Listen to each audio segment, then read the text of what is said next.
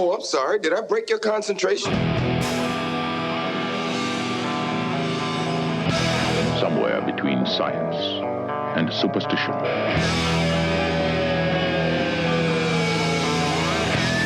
We have such sights to show you.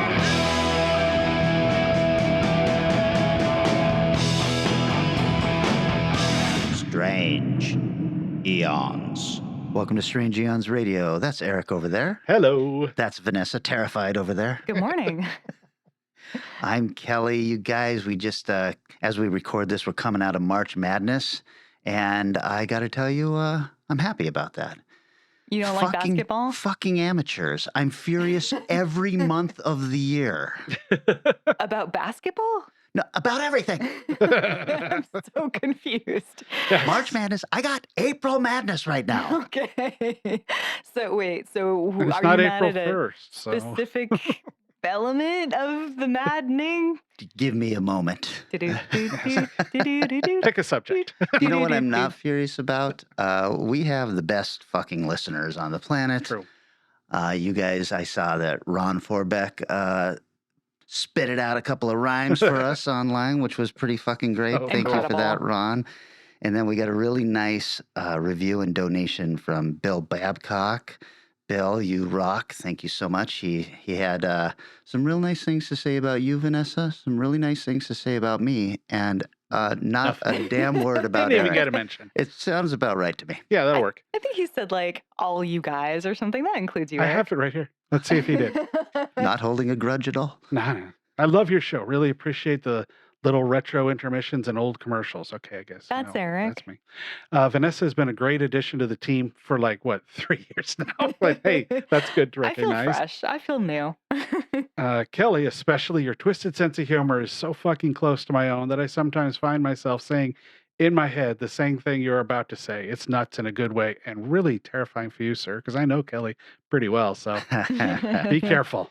Hell, what am I saying? You can't go wrong with nuts. Continue doing what you're doing, my friends, and thank you. And thank you. That's awesome. Yeah, Thanks, thank you so Bill. much. That was amazing. And I think we all know that Eric is incredible. You're the foundation of this.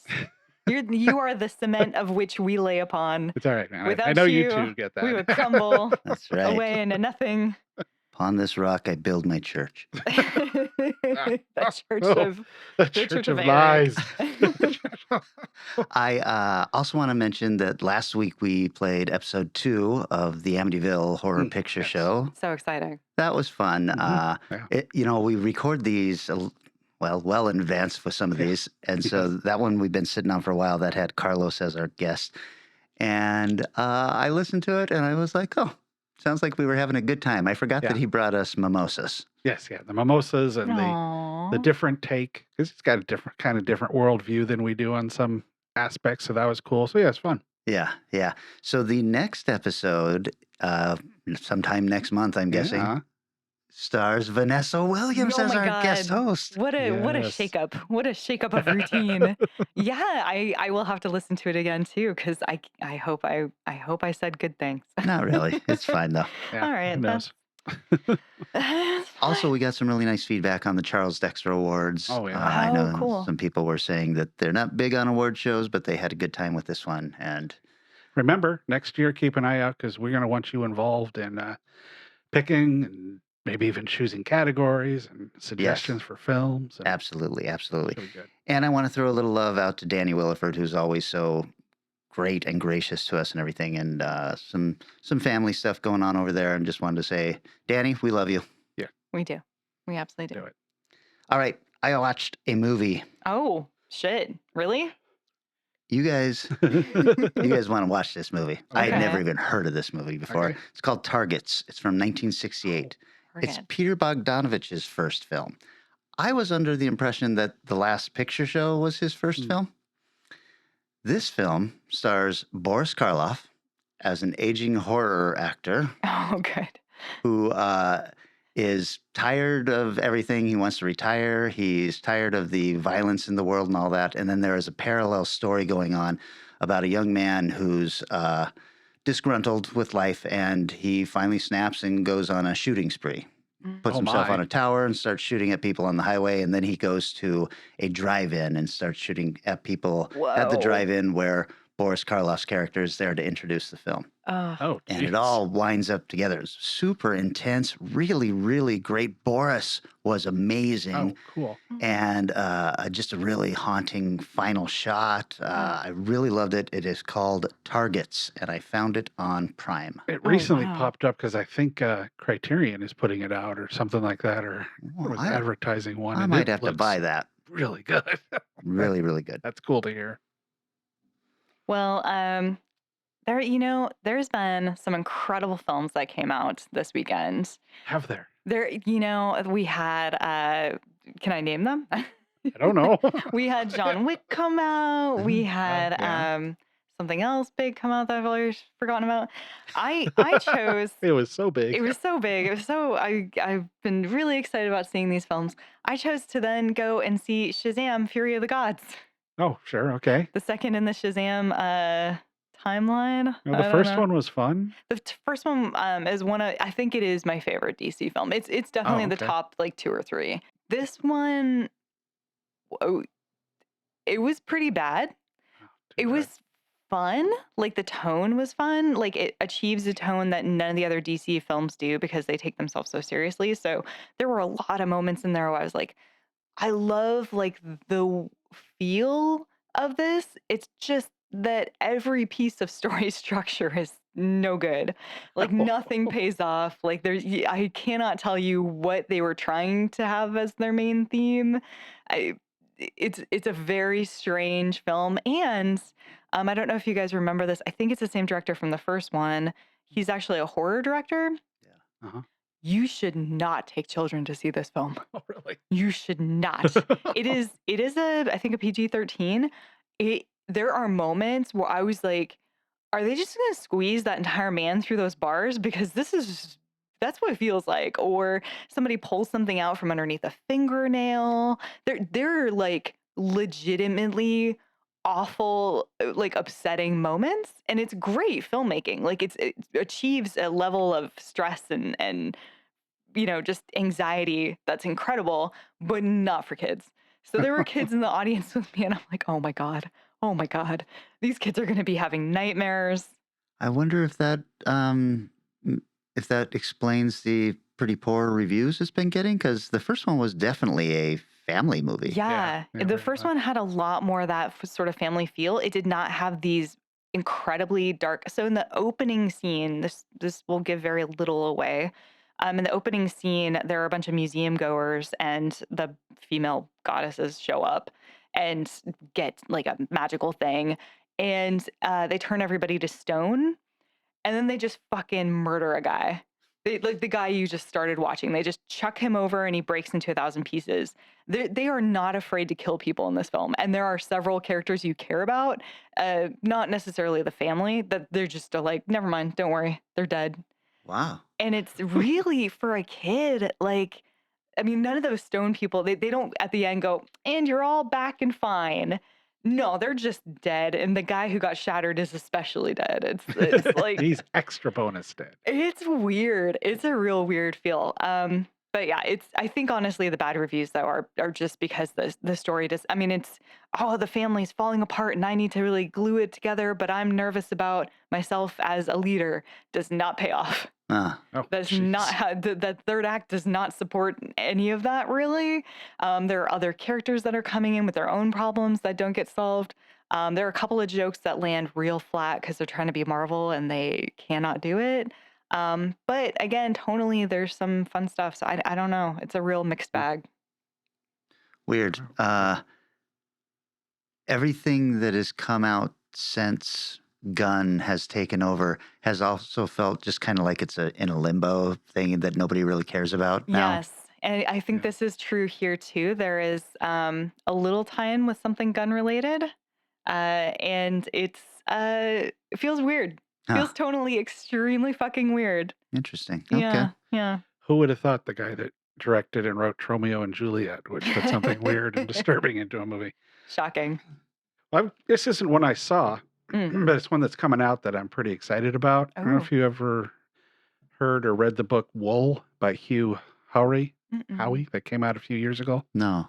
It's a story of Silo, where it's a utopia or dystopian future where everybody now lives underground in these long, deep silos. Okay. So basically, it's a vertical world, and I think it's Apple TV on May 5th coming out called Silo, which is a Hmm. TV show based on that. And the first trailer looks spot on. Huh. Ooh. And it's a trilogy of books that I read, and I read all three of them like right in a row. I was going, it's great, tense, dark stuff. Yeah. But so yeah, looking forward to that one. Ooh. Hopefully it'll be better than Halo was. Oh God. Is this- Hopefully. Is this what we're talking about now, Eric? Movies we haven't seen but want to see? Yeah, that's right. Put it on the list, baby. Bill, I'm really sorry that you had to sit through that. I saw Operation Fortune, Ruse de Guerre, That sounds French. I don't know about that. Guy Ritchie's new film with Jason Statham. Guy Ritchie being French. I don't know about that. I loved it. Has he Eric, returned to you'll love it. form? Good. He spent a It's- couple years kind of putting out some really not very good films. I was really surprised when I started looking at his IMDb. He did, now I can't remember what it was, but it was like a franchise film or something. And I was Huh. like, what? When? Yeah. When did that happen? Something like The Ah. Transporter or something. Well, no, like almost like a kid's Oh, movie or shit. something. Huh. This is very funny satire about the way that nations get things done. So, of course, Statham is a secret agent type yeah, of guy, course. mercenary. And he's working for the U.S. government as they're trying to figure out this thing that was stolen and is being sold. They don't know what it is, but they know it's selling for so much that it's going to be bad. So he's sent in with a group of other people, including, wow, I'm blanking on everybody's name. Who's this snarky actress from? Sandra Bullock? Nope. Nope. Has she Not ever even close. has she ever been snarky? She's getting more and more snarky with every later film. No, this gal was on. Well, she was Scott Pilgrim's sister, and Oh. she was on that show we love so much, Legion. Oh, not I know who you're not, talking about, but I can't think of her name. not Anna Kendrick. Audra. Audrey Plaza. Okay, there you go. Yeah, Got her in it. Okay.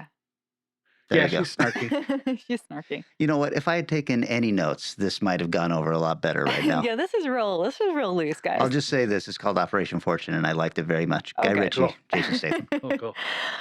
Well, I have huge news because Love is Blind season 4 has come. I did see that partially on out. Netflix and wondered. Oh yeah. Oh yeah. And it is a hotter mess than I think the previous 3 combined. It is insane. These people are insane. And this time they're all from Seattle. This is not the Mhm. the mothers and the sons, is it? Oh God, no. Okay. Oh wow. What? Oh wow. That'd be No. dark. No. This is like the people who go into little pods and talk to 15 strangers on rotation in like fast dates. And then by, a weekend or something, have quote unquote fallen in love with one and they propose and then they meet each other and then they spend the next 3 weeks preparing for their wedding where they are actually hanging out and going in the real world and dealing with each other. So, And they all probably break up. well, some of them have already done so, which is always good. When you're in like episode 2 and somebody's like, fuck, I have made a mistake. You're like, yeah, brilliant, excellent. And it's very Seattle. Like, it's insane. The kind of, so, oh man, I don't even, the guys are all kind of nerdy. Like one guy like keeps making weird nerd references. Even the cool black guy has like video game figures in the background of his home. And you're like, all right, okay. And he's got like a VR headset and the girl's like, what is that? And he's like, oh, that's Oculus. Like, of course. And there's another guy who's like an environmental scientist and he's kind of like a hippie dude. I'm like, this is so fucking Seattle. But they found a really great, like, diverse cast And I don't know where because Seattle's so whitewashed. I'm like, I'm really proud that they did it, but I'm also like, this is not representative of our city, unfortunately. And, I'm glad that we're seeing it, but I hope people don't get the wrong impression that we are cooler than we are as far as diversity goes. Because I think Seattle shot all of its cool stuff out in the early 90s, I know. when the grunge ruled the world. And it's Yeah. like, wow, everything cool in Seattle. I don't even want to. I had to explain what grunge meant to like an assistant editor of mine last week and explain what grunge was and what the city was like at that point, and it was weird. It's really weird. Anyway, off topic. I drive downtown, and Seattle is full of grunge now. But bump. Hilarious. Anyway, so went way back for my new one. Broke out the Rudy Ray Moore box set that I got and watched The Human Tornado. I have not seen this one. This is his second film as Dolomite, and it is so much better than Dolomite. What? It is so entertaining. It's so ridiculous. It starts off with probably 10 minutes, maybe less, of him doing his comedy routine, which, is what he made himself famous for, making the comedy albums and stuff. And right. Is he on stage doing this? Oh, okay. Yeah. And it's a movie stage. They set this room up for him to perform in. But it is rude and crude and hilarious. The fights are ridiculously sped up. Now I'm doing it. The Ernie Hudson from Ghostbusters. This is his second movie. Oh. And he's in it. I'm going, who the hell is that? Because he's bald and he's, probably 20 at most. And he's like, so I looked up, holy shit, yep, Ernie Hudson. And then 3 or 4 scenes later, I'm going, but that's not Ernie Hudson.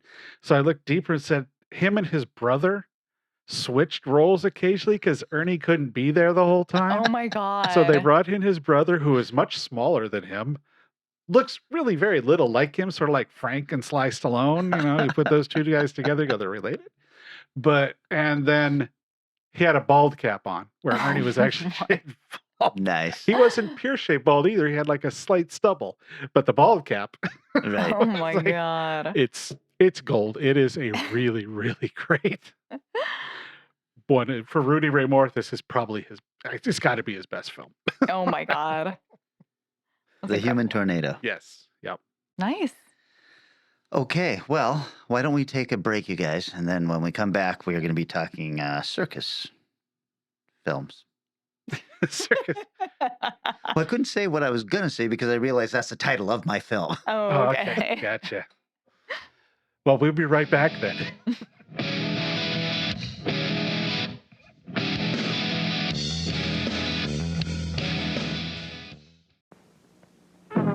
Imagine going to the Weeble Circus, good fun all around. Right over there is Wobbles Weeble, he's a circus clown. There's the Weeble on the flying trapeze, she falls off, easy as you please. Out of the cannon shoots Wobbles the clown. Weebles wobble but they don't fall down. Imagine going to the Weeble Circus when Weeble Circus is in town. Weeble Circus comes with everything you see here, new from Romper Room, some assembly required.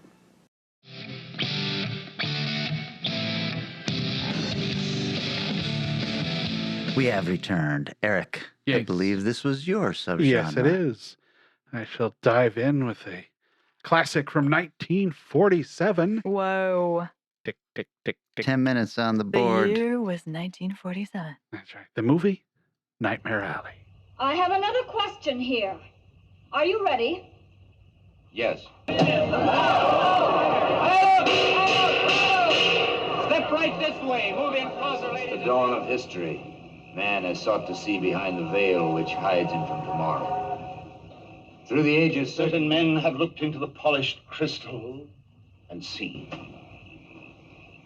Is it some quality of the crystal itself?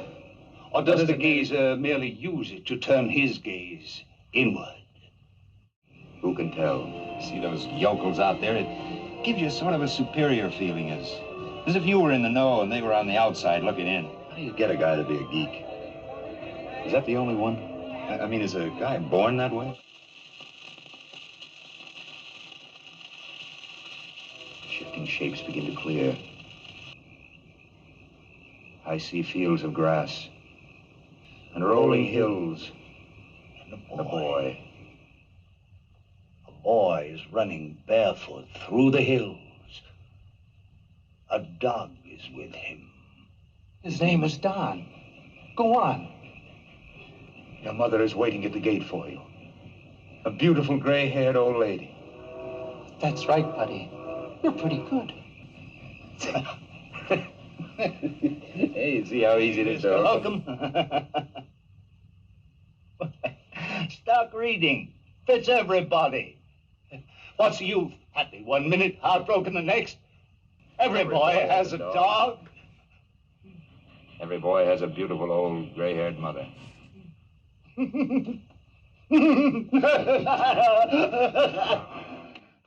going to go places. Nothing can keep you out of the big time. You've got everything. Just like I used to have. Ooh. Rotten Tomatoes, 87 and 86. So pretty close for everybody. Budget was, quote, relatively large. I couldn't really find an exact dollar amount. But it's available on Hoopla or Criterion. Mm. Kind of a fun Criterion. Comes with like 5 tarot cards. Oh, that's fun. But directed by Edmund Golding, who you might know from Grand Hotel, Dark Victory, or Hell's Angels. Ooh. The writer was one of the writers is Jules Furthman.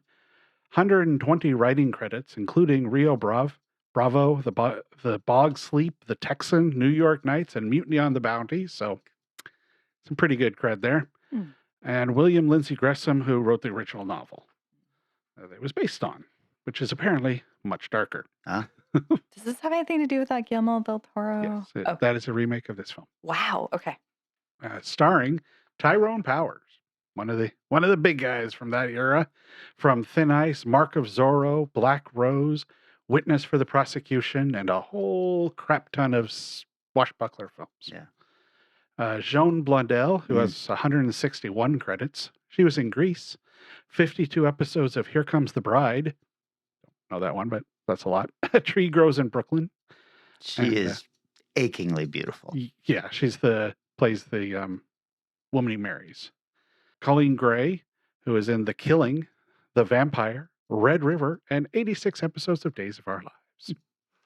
So what, about a month on the show? Yeah, really. So the movie starts off with a scene in a carnival. So, carnival circus. With a great carnival barker. And try and introduce the geek, which they establish early on that the geek character is, although a huge draw, carnies can't stand them. Don't like them, and feel the audience, although they might enjoy them, doesn't actually really like the performances. They really show the geek.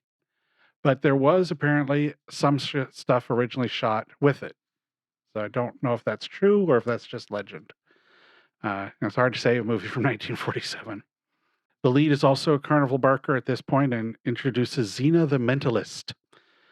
While her backup is currently drunk, he gets together well enough to show how they fake what they're doing in the show where he's writing. They take the notes, she pretends to burn them while he's back there writing them on a blackboard, showing it through a hole in the stage. So it's fairly elaborate, but pretty cool. But they do find out, Tyrone Powers' character finds out that they actually have a code, a way of speaking that lets them communicate whatever they're holding or talking about to the person who's listening while blindfolded. Once Tyrone figures this out, he's like, okay, I must learn this. So he learns this largely from, the explanation seems a little weird because Xena and her husband have the code, but apparently so the young lady that he falls in love with and marries knows it too, but they teach each other the code. So they leave the circus and go out to the big world where he puts on a blindfold and she stands in the audience, and the way she says what she says, the way she hits the syllables indicate what he's talking about. I have no idea how that would actually work because she doesn't say very much, but she's talking about things as elaborate from scarves and the color of scarves to questions on a page. It's like, wow, that's a code, man. But plays great in the movie. It's relatively slow film, but it's 1947, so it's probably not slow if you were there then. And it is not a structurally sound movie. It has structure, but it's not quite the setup and payoff. But it moves it feels what it needs to and makes a really cool watch. I think the acting is absolutely top notch in this film. It's dark and personable with elaborate here, but an emotional realization that you don't see in a lot of films, especially at that time, where they tended to be over exaggerate things. They don't do a lot of that, even though it's a carnival world. So it seems it would fall into that, but it really doesn't. They do got a great scene where this is put on display when a cop shows up to try to break everything up. But Tyrone Powers shows his amazing ability to talk people in and out of stuff. And the cop ends up, of course, just leaving after he talks to him. But that scene, that interaction between the two of them is like stellar stuff. But later on in the movie, after they've gone on and they're kind of doing a John Edwards style, if you remember that guy who used to do cold reads on people on Sci-Fi Channel. They do that kind of a show is sort of what they're doing. And he runs into a psychologist who may or may not be even better at that game than he is. And that's kind of where the movie goes till the end, and loved the ending. Holy shit, this movie ends so well. I have not seen the remake. You've seen both, right, Kelly? Yeah, I love the remake, but good. it does not touch this film. Okay. I think this film is fan-fucking-tastic. Yeah, it is really, really good. Tagline, he was all things to all men, but only one thing to all women. Oh, all right. So 20th Century Fox bought the rights for the novel in 1946 for $50,000, which is about $700,000 in today's money, which is a gigantic fee for a book at that time. Wow. Because Tyrone Powers wanted it, and he wanted to change his image from the romantic lead to something different. And boy, he proved he could do it. They built a whole carnival set in the back lot of 20th Century Fox covering 10 acres, which it doesn't seem nearly that large. Watching the movie, it seems fairly small, actually. But they hired over 100 sideshow attractions and carnival workers to be background extras and to be on the movie. The studio head at the time found the movie so generally distasteful that he didn't like it and took it out of circulation. But was theatrically released in 56 and 57 and did pretty good business. Of course, the drive-in was its best place. After Tyrone Powers died in 58, it became very popular and went on to play a lot on television. And got huge high ratings.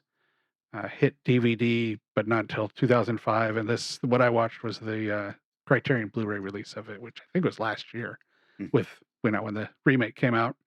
The director kind of had a scandalous past. He struggled with drinking and drugs and was rumored to host wild bisexual orgies to the level of several women needing to be hospitalized after some of these parties. Like, well, alrighty. The New York Times could, if one can take any moral value out of Nightmare Alley, it would seem to be that terrible retribution is the inevitable consequence for he who would mockingly attempt to play God. And that's part of what the movie got in trouble for, was the God reputation. Like, you're going to upset Christians and Catholics and all that. So there's a scene in there where his wife goes at him for you're messing with God. And he's like, I don't think I am. And they put that in intentionally because we need to have this scene. We can't have it just not have that ever mentioned. Otherwise, the experience would not be very rewarding, for despite some fine and intense acting, this film traverses distasteful, dramatic ground, and only rarely does it achieve any substance as entertainment, which I thoroughly disagree with. Yeah, Wow. man, fuck that guy. Yeah, no kidding. Film is now regarded as one of the gems of film noir, and boy, is it ever. It is different in film noir because it actually has a budget. They had a fair amount of money went into this, which generally film noir did not have a lot of money. And Tyrone Powers obviously was massive star power at the time, which again, not had. But basically, the overall impression on Rotten Tomatoes is playing against type with Nightmare Alley. Tyrone Power and Edward Goulding delivered some of their best work in a carnival set noir, unafraid to showcase true despair. Yeah, I'm happy with my selection this week without any reservations. Perfectly timed. There we go. Yeah, this film is so good. The remake is really, really good too. Except I think you didn't care for it, Vanessa. I didn't like it. It's very long, and it doesn't need to be that long. And it's got a much more downbeat ending It than was the so original. bleak. It was so fucking bleak. Yeah. This is a book that back when eBay first came on the scene, I was looking for a first edition of this paperback. And I remember thinking, well, I'm not going to pay $26 for that book. And then, of course, I've been watching it just climb and climb and climb. It's worth thousands of dollars. So have you read? You've read the book? I've never read the book, but I always wanted the book. Yeah. I suppose I could just read it on Kindle by now. I was going to say, that's not the only way to, you don't have to just read the first edition. I collect books. Books. Had minutes for you, Vanessa. Well, there you go. Yeah, I think mine's got a sort of similar feel and premise in an extent. I mean, I guess with circus movies. So I went with a film I hadn't seen before and I have always meant to, and that was the 1980 film The Elephant Man.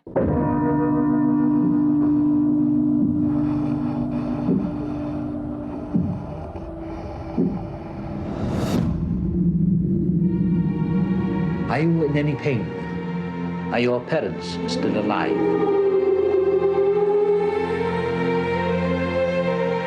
Life is full of surprises.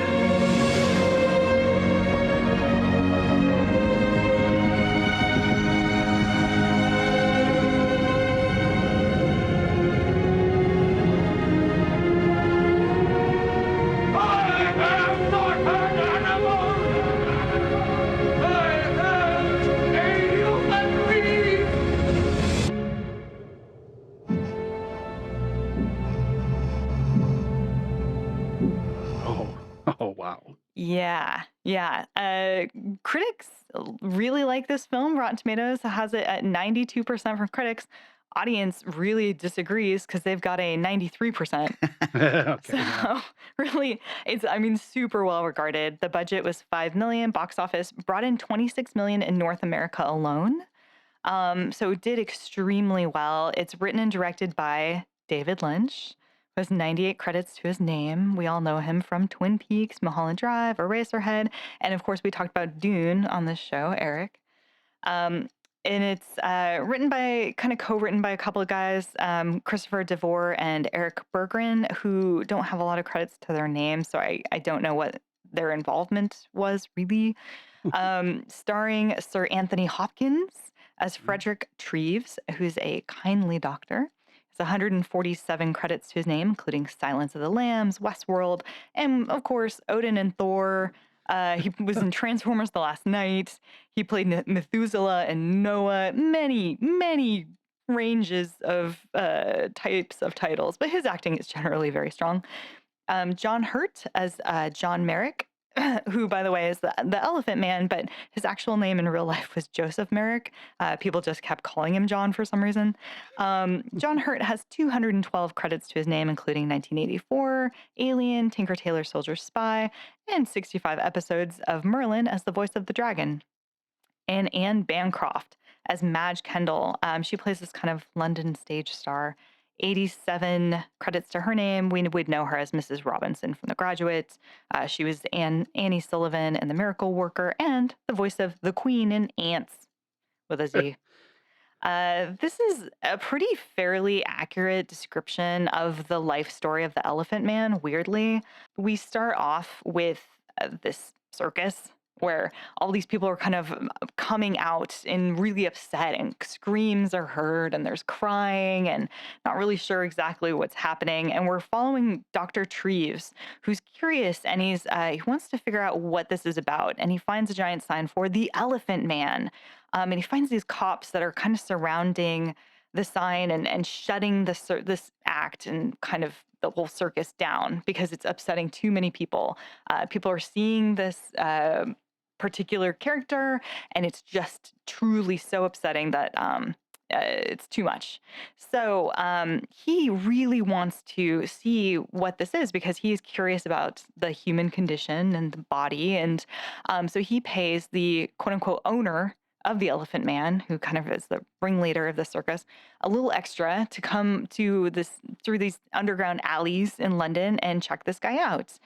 He meets the Elephant Man. He's very, very deformed, has a twisted spine, huge things on his back, big lumps on his head, can't really walk straight, isn't able to talk. And Treves pays to kind of take him as a medical exhibit and, says, hey, I just want to take him for, a day and show him off. And he does this weird exhibition with him where it's very exploitative and he's like, the imbecile, and, reveals this poor guy behind this curtain. And he's like, you can see that this is messed up with him and that. And everyone's kind of staring. And it's very much the exact same as what we saw with him in the circus. A very similar idea. However, he ends up getting back to his owner a little late that night. The owner beats him, and Treves is called to recover him again.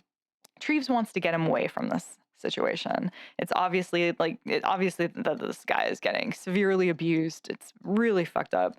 And so he says, I'm sorry, but you, as your owner, sorry, you can't have him. He's got to come and stay with us until he quote unquote recovers, which of course is a very long time, and essentially steals him. But he can't keep him unless the Elephant Man has any kind of mental health, because the hospital will not take in people who are imbeciles and will not take in people who are lost causes. So he discovers through trying to teach him how to talk that this guy is extremely well spoken, extremely well thoughtful, loves books, loves the theater, kind of helps him to blossom in society. So we get to follow this guy's life, and it's this weird back and forth between he's being shown kindnesses, and he's being taken out into public, and the high society of London get to meet him, but they aren't necessarily treating him differently or better than the people who are trying to exploit him. So you have this really interesting balancing act.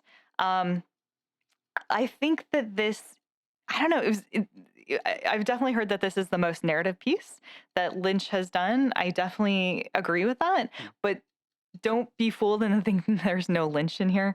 It starts with a woman just screaming back and forth silently and like elephants superimposed on her face. There's a lot of dream sequences.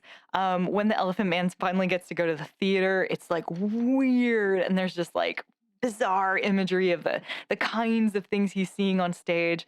So there is a ton of Lynch. There's a lot of shots of machines that I do not understand why they're there, but that's okay. I think they did a great job of giving this guy humanity, because even though John Hurt is like covered in like, all this prosthetics, they always show his eyes. And they always make a point of really reflecting that light in the eye and giving him a lot of soul. You also have these incredible moments where even when people see him and are kind to him and smiling, they stay on them a little bit long, and the people start to like avert their eyes, or they'll like turn their head around and like take a deep breath and then look back at him smiling again. There's just a lot of like subtle work to show that no matter who he's talking to, even his friends, there's still a pity and a disgust that exists. It's great at showing the difference between the people who are grossed out and screaming at him at the drudges of London, and also the people who are at the highest level kind of doing the exact same thing. Everything is exploitative and cruel. Gross England, that's really fucked up and awful looking. They did a great job. Really good props, really good sets. I was like, oh, that's what an organ grinder looks like. I always wondered. They did fucking research. It's really good. I thought the makeup was a bit much, and then I looked up what the Elephant Man looked like. It's identical. It's actually based off the cast of his, when he passed away, they of course took all his bones and bleached them, and so they made casts of it, and the makeup is based off of that. And of course, it did take some liberties with his life. He actually was never mistreated by the managers of the circus. In fact, he sought out being in the circus because he needed work. There was no additional characters were made up. So just a little bit of trivia. This movie was produced by Mel Brooks. He was responsible for hiring David Lynch and obtaining permission to film in black and white. He deliberately left his name off the credits as he knew people would get the wrong idea about the movie if they saw his name on the movie, given his fame as a satirist. When Paramount Pictures studio execs were shown a cut of the film, they wanted the opening and closing surrealist sequences to be cut. Mel Brooks said to them, "We are involved in a business venture. We screen the film for you to bring you up to date as to the status of that venture. Do not misconstrue this as our soliciting or of the input of raging primitives." So good. The makeup for Sir John Hurt, who played Merrick, of course, was designed directly from the cast, as I mentioned, and it took 7 hours to apply each day and 2 hours to remove. It was miserable. Everybody said it was one of the hardest pictures they had to do. He ended up doing every other day shoots and would work from 5 a.m. till 10 p.m. just to try to get as much shot as humanly possible. And he told his wife, "I think they finally managed to make me hate acting." So this also changed a lot about the Academy Awards. It was nominated for Best Picture. It didn't win a single award, and a lot of people were furious that it didn't get any notices or nods for the makeup. And the next year, the Academy did put in the Makeup Award. So. Really? So the makeup, like special effects makeup, that was not a category before? Nope. Wow, interesting. And people were furious. They were like, it was a huge like rustling in the whatever, the Hollywood scene, and there was no way of giving nominations or credits to makeup. Yeah. I didn't see this film until I was in my 30s, and then I've seen it maybe 10 times. Wow. I weep openly every time. It's one of my very favorite movies. Good film. We are on Kelly's favorite carnival films. Yeah, we really I are. guess so, because I picked one I'd never seen before, and I loved it. Oh, shit. All right. Shocking. Okay, putting 10 minutes on the board for me. Before I do that, Yeah. Vanessa, did you like the movie? I really did.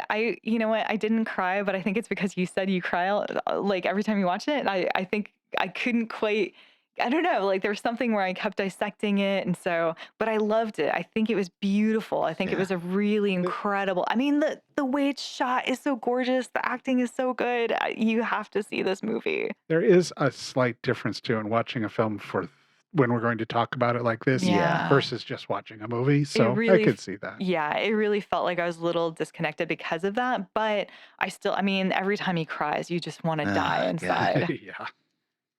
Okay, 10 minutes on the board. I chose a movie called, let me pull my Strange Eons notebook out here. Hey, there you go. Nice. Circus of Horrors from 1960. If you are a murderer, a blackmailer, or a thief, with a face as ugly as sin, and a mind as distorted as the devil's, then this man, he might help you. You could be beautiful, if you would trust me.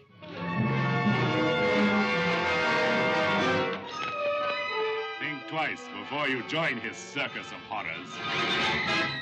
He'll change your face beyond recognition, but your soul he'll enslave for all time. Remember, he alone will know the secrets of your evil past, and never will he let you escape alive.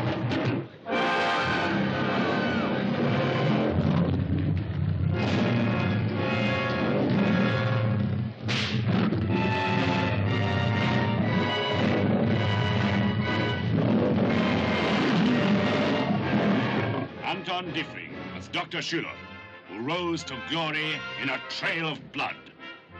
Erika Remberg as one of the girls whose face and fate he changed, but not her mind. You can't frighten me. These others, they've been stupid, just plain stupid. What others? The late unlamented ones, who have died so suddenly and so strangely. This is the little girl with the maimed face who was forever beholden to him, I am beautiful. who grew from innocent childhood into trusting adolescence. I would do nothing to hurt you. I owe you so much. I love you so much. She was his one weakness. This maniac who first healed and then killed. What just happened was an accident. Every second is filled with unexpected danger and terror. As a doctor, a specialist in horror, uses his sinister skill to make a circus of criminals perform at his bidding.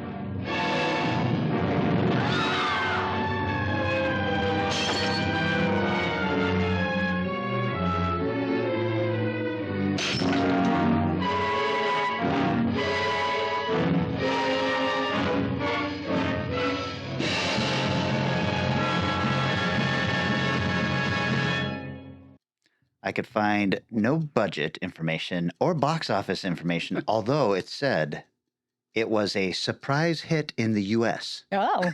No numbers to back that up, unfortunately. No Rotten Tomatoes critics, and the audience has it at 42%. Oh, my. Directed by Sidney Hayers, who has 69 credits, mostly TV. He also did Night of the Eagle, In the Devil's Garden, and Inn of the Frightened People. Ooh. Mm-hmm. Nice. Written by George Baxt. He has 24 credits, including Tower of Evil, The Shadow of the Cat, and The City of the Dead. Ooh. Starring Anton Diffring, 196 credits, Fahrenheit 451, The Beast Must Die, and Brian and Gwen, if you're listening, he was in a movie called H.P. Lovecraft, Schatten aus der Zeit, from 1975, a German TV movie of The Color Out of Space. Whoa. Color Out of Time. That sounds like I'm not sure. sounds like an interesting version. Yeah. Also stars Eric Remberg, who has 53 credits. She was in Candidate for Murder, Target for Killing, and Night of the Vampire. And Kenneth Griffin, who has 126 credits, including A Night to Remember, The Frightened City, and Murder Can Be Deadly. Generally. Also, Strange Eon's radio mainstay, Donald Pleasance. Yay. Ooh, yeah. Okay, get my other notes out now here. Circus of Horrors. We open on this scene in of the police busting down a door to get to a woman. She's sitting in front of a makeup mirror, and her face appears to be melting. Ah. And it turns out she is the victim of a botched plastic surgery, and the surgeon, who is our protagonist, I guess. Oh, God. He is on the run with his assistants. He is Dr. Rossiter, and his assistants are Martin and Angela, and they escape to France, where he changes his name to Schuler, and he befriends a circus owner, Plaisance, who has a young daughter with a scarred face, of course. Rossiter fixes the girl's face for free, and the circus owner is in his debt. Now, there's a lot of plastic surgery stuff going on in here. It seems to happen like overnight, they go into surgery, you have bandages on, the next day they unwrap it. Beautiful. Oh, my goodness. Wow. Nice healing. He's really that good. He fixes the girl's face, and the circus owner is like in his debt, and he takes on Rossiter as a business partner. Rossiter has ideas to make the circus more profitable, and the owner reluctantly agrees to sign over the circus to Rossiter just in his name because Rossiter says he can get the guy bank loans that the guy was not able to get for himself. Oh. Shortly after that, Plaisance gets drunk and decides to dance with the circus bear. Oh, no. Who is very hungry. Oh, no. And then mauls him and kills him. Oh, no. Rossiter is right there, and he's about to help him until he realizes, wait, if this guy is killed, the circus is in my name, and everything's hunky-dory, right? Stand up, dude. He is now the sole owner of the circus. We fast forward 20 years, and the circus is a very prominent act throughout Europe, mostly known for all of its incredibly beautiful performers. Mm-hmm. It does have a bit of an odd reputation in that whenever a performer wants to leave the circus, they end up dying in a grisly circus accident. Weird. Yeah. For example, one of the women is killed in a knife-throwing accident. She's on one of those spinning tables, and the knife thrower has a blindfold on, but he knows the timing of the spinning table, right? So he knows when to throw. but Rossiter has his hand on the plug and unplugs it just for a fraction of a second, plugs it back in. The timing is thrown off. She is hit with the knife in front of everybody watching. But the power thing was so quick that nobody noticed anything else going on. So there's one of those. Rossiter keeps on meeting these women who would be absolutely gorgeous, if not for a hideous deformity on their face, some kind of scarring from acid or a knife, whatever. They're also, they have very shady pasts. And he turns them into beautiful women and gives them new identities working at the circus. He also seems to fall madly in love with each and every woman. Oh, Then sure. gets violently jealous when they fall for somebody else. Oh, my. Meanwhile, there's also a journalist who is snooping around the circus, and it is later revealed that he's actually a police inspector undercover who's trying to prove that Schuler is actually Rossiter and bring him to justice. This is a really, really cool movie. It's one of those things where you realize in 1960, the circus was probably a pretty fucking cool thing. That has all been taken away now as we've gotten, wind of all of the violence that is done to the animals and all of that shit. And so, you don't have circuses come to town anymore. Plus, everybody's on their phone, so we don't need this kind of entertainment, I guess. It's called TikTok. Yes, Anton Diffring is a really, really handsome guy, but in a very cruel kind of way. And he looks like he should be playing mostly Nazi officers in World War II movies. Oh, God. And he did do plenty of those. Sure. The effects are pretty great. The horrible scarred faces, that kind of makeup looks pretty good. Every time you see one of these women, they're more hideous than the last. And then when he fixes them, they're more beautiful than the last. Like, this guy is really good. And the ending is particularly satisfying because in the third act, Rossiter gets his face maimed by one of his tigers. Oh. And his assistants, who have not been super happy with how things are going, he forces them to do this constructive surgery on his face, and it does not go well. Plus, the cops are starting to close in on him, and there's a nice ending where the original woman that he is running from, that he botched 20 years earlier, she gets her revenge and everything. It is really just a top-notch film. I wasn't sure that I would like this, especially when I saw the Rotten Tomatoes rating, but then I started looking at reviews for it, and people were just like, this is an undiscovered gem. Although it was a surprise hit in the U.S. There you go. Oh, yes. True. Were all three of our films black and white? Yes. Yeah. Oh, my God. That's awesome. I do have a little bit of trivia. Kind Weekly called it the most popular horror film at the British box office in 1960. Still could find no numbers. And the horror films represented in 1960 were. Yeah. There is a song in the soundtrack called Look for a Star, and it sounded vaguely familiar to me, and it turns out that it was a hit, but it's got a weird thing. The song Look for a Star became a hit for Gary Mills in Great Britain and for Gary Miles in the United States. Whoa. It reached number 7 on the UK charts. When the movie was released in the US, there were several versions of the song quickly recorded, the main one being by Buzz Cason under the pseudonym Gary Miles in order to capitalize on the success of Gary Mills. So good. So What a good. dirtbag. The strategy worked, and the Gary Miles version reached number 16 on the US pop chart in 1960. Wow. Circus of Horrors is my movie. I fucking loved it. And Eric, I must thank you for choosing a genre or subgenre that I really hadn't given much thought to. Yeah, this was so much fun. I had such a big list of films I want to check out. That's just it, because I've like Circus of Horrors. What's Circus of Terrors? Oh, this looks good too. And a lot of them are older. Not as much nowadays. I think except that's for what I was talking about. Back then, the circus would come to town. I remember. Vanessa, did you ever go to the circus? No, I think the closest I had was the Puyallup Fair.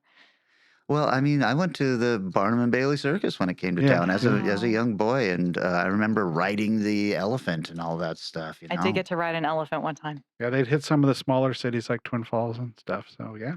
Yeah. Not Barnum and Bailey, but I didn't realize the clowns were all beating the elephants backstage or anything like that. And then the, managers were beating the clowns, and then there's a lot of beating happening generally. Yeah. I had a great time with this film anyway. And I came in under time on my buzzer. What do you guys think about that? I think, you know what? Getting it I'm proud down. of all of us because we all kind of ended at the buzzer or just under. So but I'm the best. You know what, Kelly? I just want to hear you say it. This shade of I don't even know. Narcissism does not look good on you, sir. I'm turning my buzzer off. I was just going to say, man, wow, it's finished really early. Really early. I know what the people want, good. and they don't want me rambling on and on and on. You know what? We're all trying to achieve what you've got. Stop shaming us. I believe the next episode is going to be Micah's choice. Yes. It is. Yeah. So He what? wanted us to do a remake episode. Oh, Lord. So I've decided to remake episode 158. Oh, shoot. Okay. I really liked 64. Oh. I'm going to go for that We'll one. talk about it. We'll get All it right. figured out. This is the part where I thank everybody for liking and sharing posts, for participating in the Value for Value system. And the Value for Value system means if you get any kind of value out of this, turn around and either turn it into a monetary amount and give that value back, or turn it into a bandwidth amount and give that value back. And we appreciate all of that. Yeah, get it spread, talk about it. Like a lot of people talked about the history of the cult, come in with the other films, but is there a circus film you've seen that blew you away or something like that? Let us know. Yeah, and you can do that at the Strange Eons Radio hotline, which is 253-237-4266. Once again, that's 253-237-4266. Drop us a line. Let us know we can use it on the air, and we will do so. Anything else, guys? I don't think so. Don't look at me. I wasn't looking at you, Vanessa. Just vaguely looking out into the ceiling. Anything else? I'm good. All right. This is the end of the show. We will see you in 7 short days, and we are talking remakes. Transportation and other considerations for Strange Eons Radio, produced by Pan Am Airlines. When you think of traveling, think of Pan Am. You can't beat the experience. Guests of Strange Eons Radio stay at Econo Lodge Everett. It's an easy stop on the road, if you know what we mean. Strange Eons Radio is recorded live in front of a studio audience. If you enjoyed this episode, please consider leaving us a positive review on your favorite podcast app. Sit, Ubu, sit. About basketball?